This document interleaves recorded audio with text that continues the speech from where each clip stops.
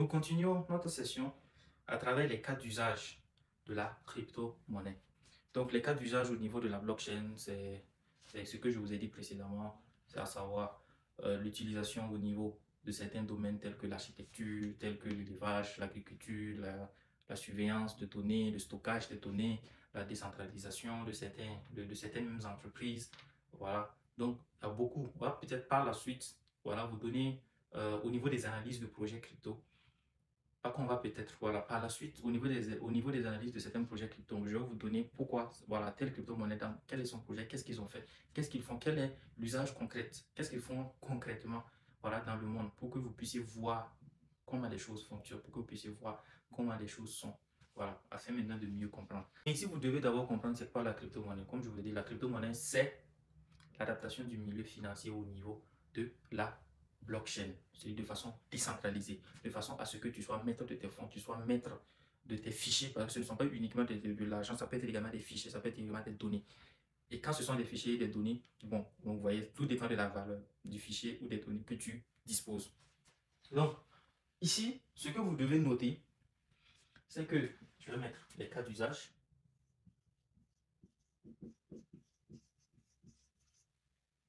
Donc, vous allez remarquer que parmi les cas d'usage que je vais citer, il y a un que beaucoup connaissent.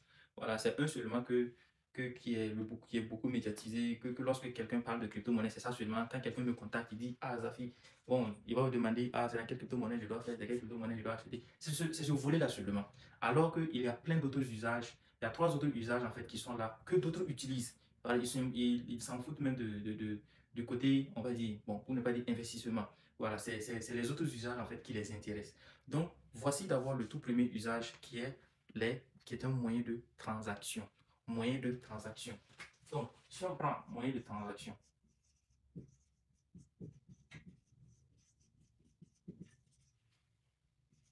donc, this is the first. Voilà. Donc, celui-là, c'est le premier. C'est le premier cas d'usage. Donc, the first use cases. Use case. Donc, ici, c'est un moyen de transaction. Aujourd'hui, du fait que nous sommes des businessmen, nous sommes des gens qui travaillons beaucoup, c'est bon, et travaillons beaucoup avec l'argent. Et nous ne sommes pas les seuls. Il y a plein de personnes qui travaillent beaucoup avec l'argent. Mais à certains moments, ils sont limités de par les limites journalières, ils sont limités de par on va dire, les moyens, les moyens de transaction disponibles. Voilà, ils sont limités de par leur situation même géographique. Donc, en ce moment, ils recherchent des recours. Donc, il faut noter que beaucoup utilisent la crypto-monnaie actuellement comme moyen de transaction. Pouvoir envoyer son argent ici, depuis là où tu es, vers un autre pays, de façon calme, de façon sereine, ou encore les frais, là où encore les frais ne sont pas très élevés. Notez que au niveau de la blockchain, il y a plusieurs blockchains au niveau de la crypto. Vous allez voir la blockchain d'Ethereum, la blockchain native, voilà, originelle, c'est-à-dire que la blockchain du Bitcoin, la blockchain d'Ethereum, la blockchain de Binance, donc la Binance Smart Chain, ou bien la Binance Beacon Chain. Donc, il y a assez de blockchains qui ont vu le jour et qui sont là. Mais vous allez voir que, bon, la blockchain qui va te facturer la plus chère, bon, je peux dire que c'est la blockchain d'Ethereum, mais même pour 1 million de dollars de transactions, je ne pense pas, ça ne va pas vous dépasser un truc de 10 dollars. Nous allons voir ça dans la pratique. Voilà, nous allons voir ça dans la pratique, au niveau de la phase pratique, comment les transactions se font et quels sont les frais. Donc, parce qu'il y a certains cas là où les frais sont fixes, peu importe le montant. Certains cas où les frais sont fixes, peu importe le montant. C'est-à-dire que si on dit que les frais c'est 5 dollars, même si c'est 1 million de dollars, c'est toujours les mêmes 5 dollars qu'on va qui seront en fait déduits par le système. Donc, si c'est 100 dollars, c'est les mêmes 5 dollars. Donc, en ce moment, mieux vaut avoir une transaction plus grande, une transaction grande.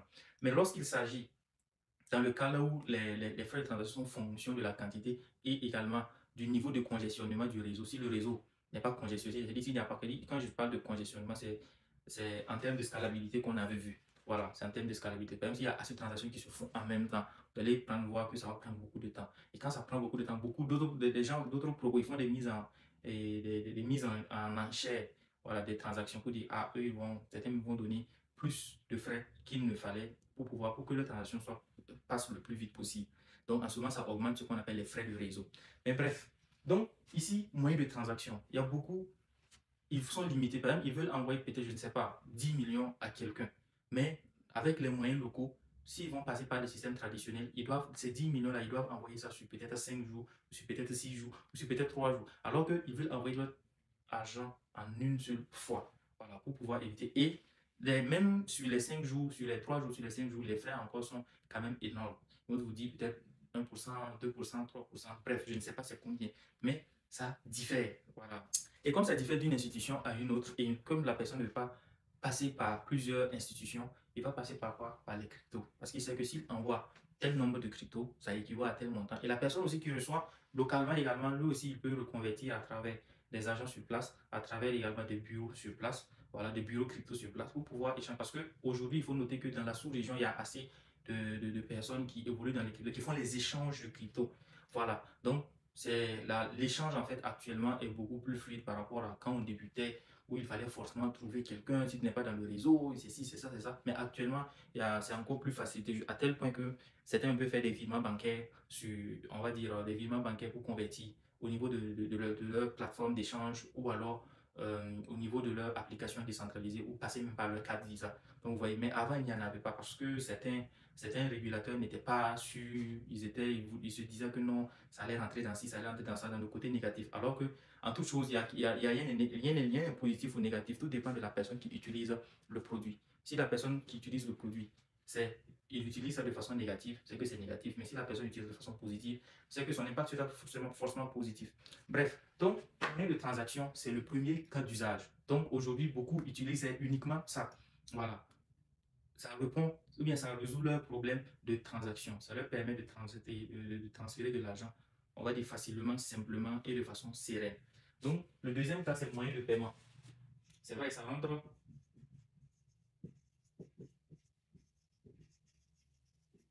Le deuxième cas, c'est le moyen de paiement. Le moyen de paiement, ça rentre effectivement dans le cas, c'est comme un paiement, c'est une transaction. Mais ici, c'est pour faire allusion aux différentes personnes qui ont des commerces, qui ont des business et qui acceptent les crypto-monnaies comme moyen de paiement. Parce que accepter également cela, c'est s'exposer à un autre type de clientèle. Voilà, un autre type de clientèle. Parce que nous avons eu avec l'expérience qu'il y a par exemple il y a certaines personnes qui de passage dans une zone bon, et qui sont on va dire crypto maximalistes. Voilà, eux ils n'utilisent en fait que la crypto que peu importe là où ils vont. Voilà, ils veulent payer en crypto, ils veulent des services qui payent en crypto. Donc, toi également, tu dois t'adapter à accepter les cryptos comme moyen de paiement. Mais pour ça, il faut que tu comprennes, il faut que tu saches comment ce système fonctionne, comment les choses fonctionnent dedans, d'où la formation. Donc, on utilise ça comme moyen de paiement. Et moyen de paiement à l'international ou bien dans la sous-région. Vous allez voir des sites de e-commerce sur lesquels on fait on va dire, sur lesquels on fait les commandes, voilà, en soldant avec les crypto-monnaies. Si vous partez par exemple, même actuellement au Burkina Faso, si vous passez par Binance Pay, voilà, pas pour faire la publicité de Binance, mais si vous passez par Binance Pay, voilà, vous allez voir que vous avez la possibilité de pouvoir recharger, on va dire, les données mobiles que vous avez là, c'est-à-dire les gigas, les mégas, voilà, à travers vos cryptos. Tout simplement, vous pouvez acheter des gigas à travers tous les réseaux, que ce soit Orange, que ce soit Move, que ce soit Telecel. Vous pouvez faire des recharges tout simplement à travers vos cryptos. Mais pourquoi? Parce que les gens acceptent ça comme moyen de paiement, simplement. Voilà. Donc, et à partir de là, il y a assez également d'hôtels de par le monde qui acceptent également à travers Travala.com, voilà, et qui sont partenaires au niveau de Binance Pay et qui acceptent cela. Vous pouvez faire des réservations. Donc, il y a assez pour dire que nous sommes dans un monde actuellement là où tout est décentralisé, là où il y a assez de personnes, là où les gens sont ouverts on va dire, veulent leur propre liberté. Et en ce moment, ils vont se reposer au niveau de la liberté des transactions, la liberté de paiement, ils vont se reposer sur quoi? Sur la blockchain, sur la crypto-monnaie. Donc, deux moyens de paiement. Donc, toi, ça va servir également souvent de valeur refuge. Donc, je vais vous expliquer la valeur refuge, c'est quoi. Donc, en fonction peut-être de votre définition, en fonction de votre niveau, en fonction de votre culture, quand on parle de valeur refuge, moi, ma définition, c'est quoi? De valeur refuge, c'est tout bien que tu peux avoir, que tu peux acheter, que tu peux détenir, qui, lorsque tu as besoin de l'argent rapidement, tu peux le vendre, tu peux convertir ça en cash le plus tôt. Est-ce que vous voyez? Ou alors, pour éviter une certaine crise, on va convertir. Parce que si on prend l'exemple de la dévaluation du franc CFA, je pense la première dévaluation, vous allez voir que pour ceux qui discutent avec les aînés, pour ceux qui s'informent, qui font des recherches, voilà, vous verrez que l'argent, ce que nous utilisons, les billets que nous utilisons actuellement, ce ne sont pas les mêmes billets qui étaient utilisés dans les années 1970, 1980. Voilà. Mais pour pouvoir passer de l'ancien billet au nouveau billet, il y a eu une phase de ce qu'on appelle de dévaluation, où avec temps, il fallait, quand tu pars, ils vont le convertir en temps, ils vont le convertir en temps. Bref. Maintenant, imaginons ceux qui n'ont pas eu l'information en ce moment et qu'on leur dit, bon, si vous n'avez pas pu échanger le plus tôt, une fois que vous faites deux jours après ou bien une semaine après, ça n'aura plus la même valeur, voilà, pour vous convertir, de convertibilité, ça.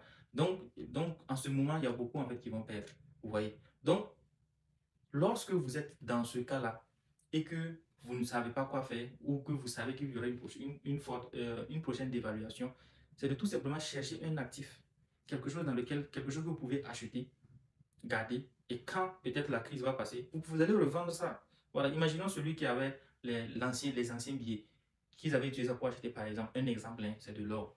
Voilà. Quand la crise va passer ou bien la mutation va passer, en ce moment, bon, le même or qu'il avait, il va le vendre et puis récupérer. Peut-être même que la valeur même va augmenter encore plus. Donc, par exemple, l'or est une valeur refuge pour pouvoir passer certaines crises. Donc, en ce moment, on va dire valeur refuge ici.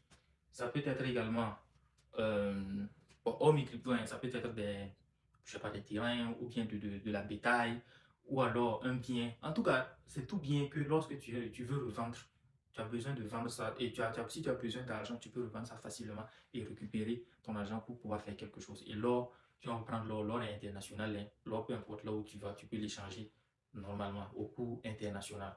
Donc, c'est ça la valeur refuge. Donc, ce qui veut dire qu'au niveau en fait de la crypto, il y a certaines personnes qui vont épargner, voilà, en crypto. Il y a certaines personnes également qui vont utiliser le Bitcoin comme valeur refuge, qui vont utiliser d'autres crypto-monnaies comme valeur refuge.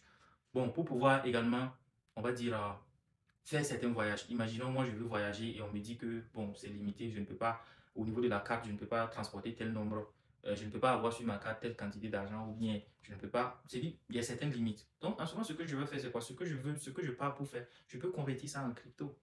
Voilà, je convertis ça en crypto. Et une fois arrivé là où je suis, puisque je sais comment trouver des personnes pour pouvoir échanger cela et avoir le cash, on fait l'échange, voilà, et puis maintenant on trouve des bureaux d'échange, on fait l'échange, et maintenant je vais pas faire mes courses avec, et puis c'est bon. En ce moment, ça me sert comme valeur refuge. De un, ça y est sur moi, c'est moi qui ai accès. De deux, les frais. Si je devais mettre ça sur une carte et puis faire les retraites autour, les frais allaient être énormes. Bon, et de trois également, je n'ai pas subi une certaine dévaluation parce que le Bitcoin a la même valeur au Burkina et ça a la même valeur, on va dire aux États-Unis. Le Bitcoin a la même valeur à l'international. Mais il y a certaines monnaies, en fonction de là où tu es, ça n'a pas la même valeur, hein. Voilà. Voilà. Certaines monnaies, quand tu es, ça n'a pas, peu importe là où tu es, ça n'a pas la même valeur. Mais il y a certaines monnaies, peu importe, donc notamment la crypto, le Bitcoin, peu importe là où tu vas, tu peux échanger à la monnaie locale. Mais si tu prends notre monnaie locale, qui est en l'occurrence le franc CFA, il y a des pays dans lesquels tu ne peux pas échanger. Donc, en ce moment, si tu pas dans un pays dont on te dit qu'on ne peut pas échanger le franc CFA, bon, ici déjà, tu échanges tes francs CFA en Bitcoin. Arrivé là-bas, tu vas trouver des bureaux d'échange Bitcoin et puis tu vas échanger la monnaie que tu veux, tout simplement. Donc, voici valeur refuge. Donc, quatrièmement, maintenant, ça va servir de moyen d'investissement. Et c'est ce que la majorité connaissent. Voilà. Comment je vais investir, comment investir dans les cryptos. Bon, peut-être que c'est ce qui vous a poussé à payer cette formation. Donc, comment investir dans la crypto-monnaie, pourquoi, voilà, quelle crypto-monnaie tu me conseilles, voilà, voilà, et est-ce que tu connais ce projet-là, est-ce que c'est bon, est-ce que je peux investir ça, ça. Bon, bref. Donc, ça, on peut l'utiliser également comme moyen d'investissement parce que les crypto-monnaies, puisque vous allez voir qu'à partir de maintenant, je ne vais plus parler de crypto-monnaie, mais je vais parler de crypto-actifs. C'est bon? Je vais parler de crypto-actifs. Donc, un actif, c'est tout ce qui paye de la valeur, c'est tout ce qui gagne de la valeur, tout ce qui prend de la valeur. Ça, c'est, et pour paraphraser ou encore citer Robert Kiyosaki, merci à Robert Kiyosaki pour ses différents enseignements, pour le citer, un actif, en fait, c'est toute chose qui te permet, qui te rapporte de l'argent. Voilà. Toute chose, tout bien que tu as qui te permet d'avoir de l'argent, c'est un actif. Et toute chose qui te permet, qui te fait beaucoup dépenser, c'est un passif. Voilà. C'est un passif. Donc, un actif peut être une personne, un actif peut être un bien, un actif peut être une idée. Voilà. Un passif peut être un bien, un passif peut être une personne. Quelqu'un peut être un passif pour toi parce qu'il te fait beaucoup dépenser et que le retour sur investissement n'est pas aussi ça. Donc, comme une idée également peut être un passif parce que l'idée que tu as mis en place t'a fait perdre beaucoup d'argent. Donc, ça a été un passif en quelque sorte. Donc, mais ici, on parle de crypto actif. Pourquoi? Parce que généralement, toutes les crypto-monnaies, toutes les crypto-actifs que vous allez voir, leurs valeurs ne sont pas stables. C'est-à-dire qu'elles fluctuent. Ça monte, ça descend, ça monte, ça descend. Et nous allons voir ça par la suite au niveau de la formation pratique. Voilà. Par la suite au niveau de la formation pratique. Donc, un crypto-actif, ça varie, ça monte, ça descend. Et pourquoi également je l'appelle actif? Parce que une fois que la blockchain a été mise sur pied, beaucoup d'entreprises ont vu en cela un moyen pour pouvoir, on va dire, toucher un certain nombre de personnes de façon à l'international. Un moyen de pouvoir lever des fonds pour financer des projets sans pour autant passer par les moyens traditionnels. Parce que actuellement, pour lever des fonds, on va dire côté système traditionnel, il faut que il y a certaines conditions qu'il faut remplir. Voilà, des investisseurs également, ils sont ci, ils sont ça. Mais au niveau de la blockchain, c'est encore différent, c'est encore meilleur. Pourquoi? Parce que tu vas permettre, tu vas morceler en fait tes actions et les tokeniser. On appelle ça les actions tokenisées. Ou alors des tokens, voilà, des tokens, des jetons, voilà, que tu vas morceler pour pouvoir financer. Et là, les gens viennent, ils achètent ton jeton, voilà, ton token, euh, bon, en fonction de la blockchain. Si vous avez développé votre blockchain, en ce moment, c'est le coin.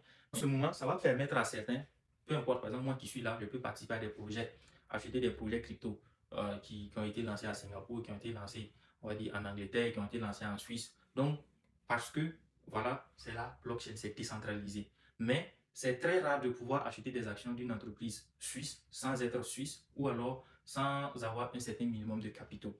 Vous voyez, donc en ce moment, c'est limité. Donc, c'est pour ça qu'on parle de crypto actifs, parce que de un, ça fluctue, et de deux également, ce sont des entreprises qui se sont, on va dire, transposées au niveau de la blockchain.